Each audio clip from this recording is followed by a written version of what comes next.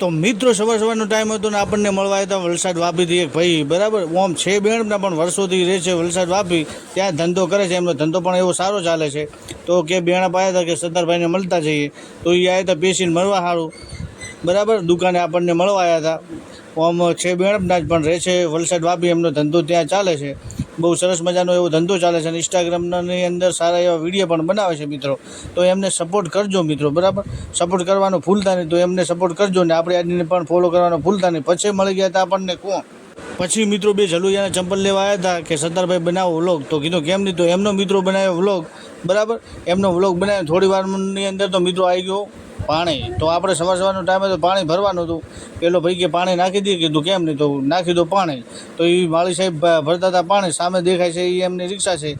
હમણાં બેઠા છે આપણે ઇમરાનભાઈ, અને તમને હું બતાવી દઉં કે સામે કોણ આપણે દુકાન ખોલીને બેઠા છે, અરમાનભાઈ કાંચી, બરાબર.